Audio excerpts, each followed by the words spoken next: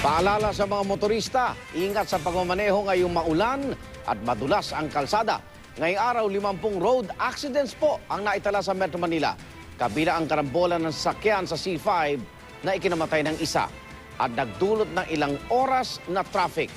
Saksi si Jay Sabale. Ang banggaan ito ng AUV at motorsiklo sa EDSA Balintawa. Pati itong banggaan ng truck at isa pang sasakyan sa Katipunan Avenue. Ilan lang sa 50 road accidents na naitala sa Metro Manila. Mula kaninang umaga hanggang alas 2 nitong hapon. Sa gitna pa naman din ng masamang panahon.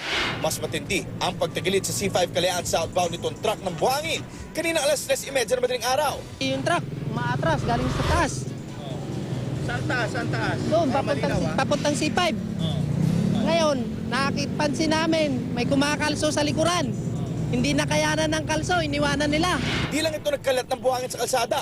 7 sasakyan pa ang naatrasan nito at nasira. Ito ang nadama ni Elf Truck na sunog pa.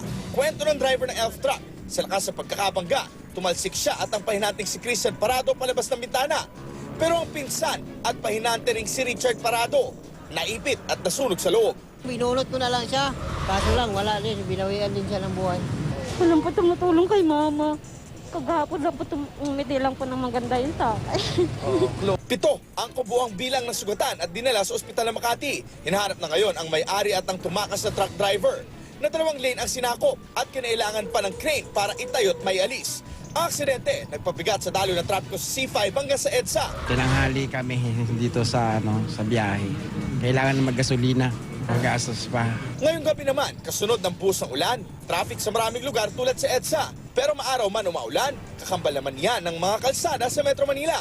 Dahil daw rito, kaya ang ating ekonomiya nalulugi raw ng 100 bilyong piso taon-taon at mahigit 2 bilyong piso kada araw. At lalara pa raw yan.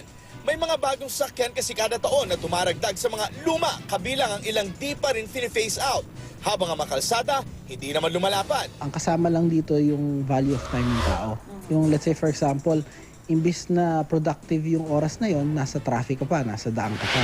Dagdag pa raw sa problema, sabi ng MMDA, ang pagsuspinde ng LTFRB sa panguhuli sa mga out-of-line na pampublikong sasakyan at pansamantalang pagpayag na bumiyahe ang mga truck na walang prangkisa. Yan ay para bigyan daan ang probisyon ng Joint Administrative Order para sa rationalization ng pag-aaral sa mga kasalukuyang ruta. Yung natumba nga, green truck yun eh.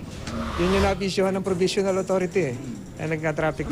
Baka ito ay epekto lamang ng mga itinatayong mga infrastructure, mga tag-ulan, at mga ano pang mga ibang kadahilanan.